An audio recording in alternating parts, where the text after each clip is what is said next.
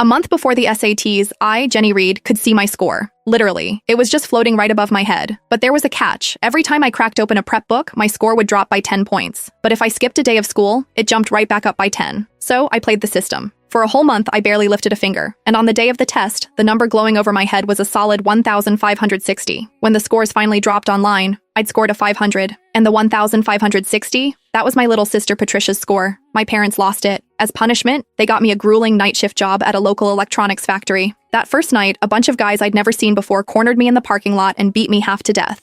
Fading in and out of consciousness, I heard my sister's voice right by my ear. "You just had to one-up me, didn't you? Thought you were so smart, but you never figured out I was the one controlling that number over your head." The truth hit me like a physical blow. The score had been her trick all along. I opened my eyes, and I was back. 1 month before the SATs. The number above my head read exactly 1,300. "Hey," my sister said, all fake sweetness. "Want to study together tonight? We can go over the practice tests." I looked at the stack of papers in my own hands. Without a word, I pulled out my lighter and set them on fire right there in the driveway. "Exams are coming," I said, watching the flames. "I'm not studying." My score ticked up to 1,310. My sister's face was this perfect mask of disappointment, but the second I turned away, I caught the sly smile she couldn't quite hide. She had no idea. The real performance, the one I'd been rehearsing just for her, was finally about to begin. After blowing off my sister, I headed to my room to crash. But she wasn't done. She cornered me again, this time trying to drag me to a teacher for extra tutoring. "It's not too late to cram," she insisted. I shook her hand off my arm. "Last-minute cramming is pointless. You go if you're so worried. I've got shows to watch." "Jenny, you're naturally smart, but you still shouldn't get careless." The words were a perfect echo from my last life. She was testing me, watching my face for any sign that I still trusted the cursed number floating over my head. I met her gaze dead on and smiled. "Even if I never crack another book, I'll still beat you." She put on a disappointed face,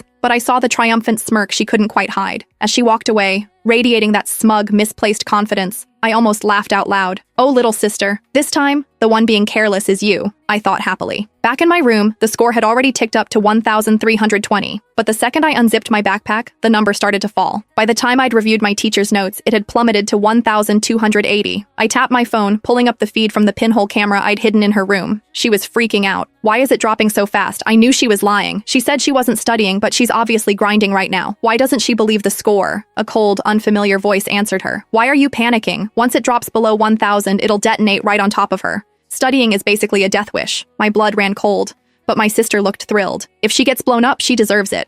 Who told her to start studying and mess with my head?" Staring at the falling number, my mind raced. I had to find a way to fool this thing, and fast. I spent the next hour trying everything. No matter what I did, the moment I engaged with any study material, the score kept dropping. When it hit 1,000, it flashed a violent, warning red. Pure adrenaline shot through me. I slammed my books shut, grabbed my stuff, and booked it to an all-night bar downtown.